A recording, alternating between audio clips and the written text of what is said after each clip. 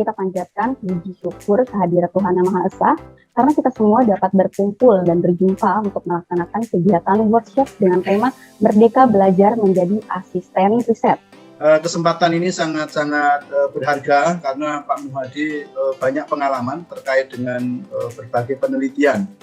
Oleh karena itu, bagaimana agar mahasiswa HI Budi Luhur itu termotivasi, Pak, termotivasi untuk terlibat di dalam penelitian, gitu ya, sebagai asisten. Kemarin saya mengajukan proposal hibah itu cari mahasiswa untuk jadi asisten, itu kayaknya pada agak enggan juga, gitu. Nah, mudah-mudahan dengan pertemuan ini kita termotivasi untuk ikut atau tergerak untuk menjadi asisten peneliti, terutama mungkin penelitian yang didanai dari luar kampus. Teman punya hak ya, hak ada 3 semester, di mana 3 semester itu kalian boleh dapat mencari ya, boleh mendapatkan 8 program yang diusulkan ya dari Kemendikbud. Nah, salah satunya adalah menjadi asisten riset, dan kebetulan kami gitu ya berupaya untuk bekerja sama dengan salah satunya Al-Azhar, juga ada UGM untuk pertukaran mahasiswa, dan untuk asisten riset ini dengan Komunitas Indonesia untuk Kajian Eropa. Nanti Universitas Budi Luhur bagi saya bukan universitas yang asing gitu ya. Saya sangat akrab dengan lingkungan Budi Luhur. Saya ketika kita melakukan webinar di sini ini, saya sambil membayangkan lekuk-lekuk dan sudut-sudut di Universitas Budi Luhur, di mana saya pernah diajak ngopi, di mana saya ngobrol mojok sama mahasiswa yang ingin bertanya lebih detail mengenai kampanye nuklir. Tetapi Budi Luhur bukan saja sebagai tempat secara fisik ya bagi saya, tetapi juga partner saya dalam aktivitas saya sebagai akademisi maupun sebagai aktivis gitu, yang kolega-kolega di sana itu dengan sangat antusias membantu, kemudian memfasilitasi untuk misalkan salah satu hasilnya adalah KIKE ini. KIKE juga didirikan untuk memajukan kajian Eropa di Indonesia yang berkontribusi bagi hubungan antara Indonesia dan Uni Eropa. Saya mengalami betul persoalan ini yang terkait dengan ini.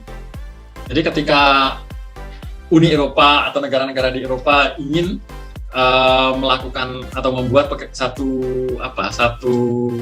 kebijakan terkait dengan sebut saja Asia atau Asia Tenggara, mereka itu dapat dengan mudah menemukan ahli-ahli Asia Tenggara di setiap universitas. Mereka tinggal memilih.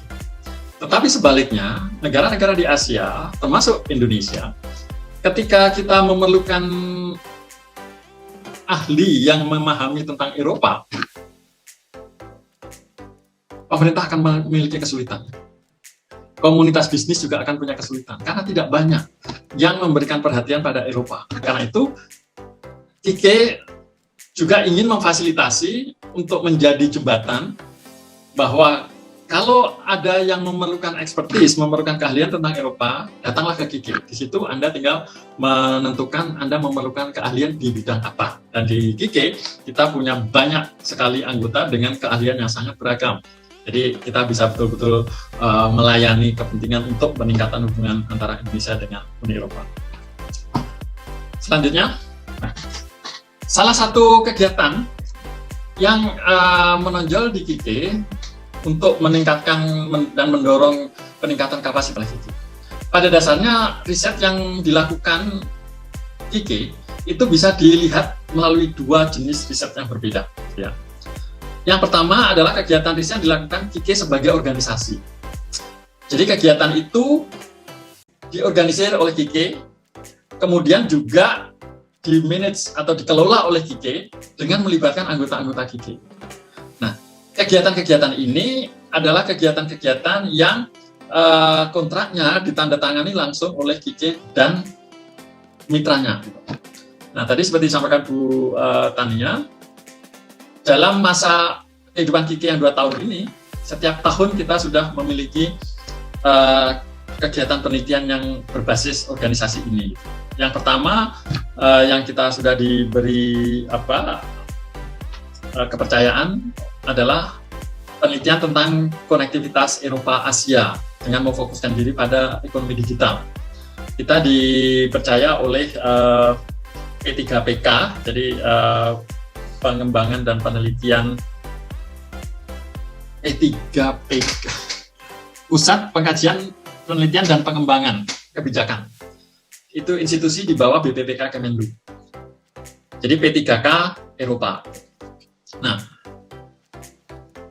dan seperti saya katakan tadi, mereka mengatakan bahwa ini adalah untuk pertama kali BPPK memberikan kerjasama yang mitranya bukan dari universitas. Tahun kedua, kita merealisir rencana penelitian bersama dengan melibatkan semua anggota KIK dari berbagai universitas untuk berbicara tentang mempromosikan partnership yang strategis antara Uni Eropa dan Indonesia. Mitranya adalah Uni Eropa. Dan Uni Eropa ini pada dasarnya adalah Uni Eropa, bukan delegasi Uni Eropa. Delegasi Uni Eropa hanya pelaksananya saja, tetapi yang memberi dana adalah EU, namanya. Di dalam setiap proses riset, KIK punya kebijakan untuk melibatkan mahasiswa. Nah, selama ini kita bicara tentang pelibatan mahasiswa yang dibawa oleh masing-masing dosen dari institusinya masing-masing. Yang selama ini juga belum terpikir oleh karenanya adalah adanya mahasiswa yang tidak dibawa oleh dosen secara personal, tetapi dibuka untuk mahasiswa secara umum. Mahasiswa mengajukan permohonan, minat, dan kemudian melalui sebuah proses seleksi nanti bisa ditentukan untuk diterima sebagai asisten. Tapi itu rencana idealnya. Cuman kalau sekarang apa yang sekarang ini berlaku dan bekerja bisa juga diteruskan. Artinya kalau ada mahasiswa yang berminat untuk magang, untuk mendaftar menjadi asisten riset, bisa langsung dilibatkan di dalam riset-riset yang sedang berjalan. Nah, itu adalah riset-riset yang berbasis organisasi. Artinya riset-riset ditangani dan dikelola oleh organisasi, oleh KIK. Tetapi sebenarnya di dalam KIK sendiri ada banyak kegiatan riset yang dilakukan oleh masing-masing individu KIK dengan mitra-mitranya, dan dengan dukungan skema-skema pendanaan yang juga tidak main-main. Ada di situ misalkan pendanaan yang berasal dari Uni Eropa, ada banyak sekali. Saya pernah menjadi bagian dari sebuah riset besar yang didanai melalui program FP7, kemudian juga ada dari Marie Curie ataupun Zhong Money, ya. Kemudian ada juga teman yang lain juga memperoleh support dengan support dana dari program Horizon 2020. Itu semua adalah program-program kompetitif. Kompetisinya di seluruh dunia. Jadi kalau kita masuk di dalamnya itu sebenarnya kita ikut dalam sebuah kegiatan riset yang bertaraf internasional. Ya. Jadi bagaimana mahasiswa bisa memanfaatkan potensi yang ada di KIK? Saya melihat apa yang saya sampaikan tadi menggambarkan KIK punya potensi yang sangat besar untuk dimanfaatkan. Bukan saja bagi anggota KIK, yakni para dosen, tetapi sebenarnya juga mahasiswa juga bisa memanfaatkan banyak hal dari KIK. Nah, peluang bagi mahasiswa adalah dalam kegiatan riset. Jadi seperti tema kita kali ini, kegiatan riset itu bisa berarti menjadi asisten riset. Ya. Skema itu jika memungkinkan ada riset, kita butuh asisten, kita tinggal menyandingkan antara kebutuhan dan ketersediaan yang berminat. Tetapi bisa juga mahasiswa mengajukan permohonan untuk melakukan riset di bawah KIK. Nanti tentu saja proses riset itu, riset mandiri dalam artian riset itu temanya ditentukan oleh mahasiswa sendiri, diajukan oleh mahasiswa sendiri, nanti di KIK kita bisa bantu untuk mengkoneksikan dengan anggota KIK yang berminat untuk riset itu.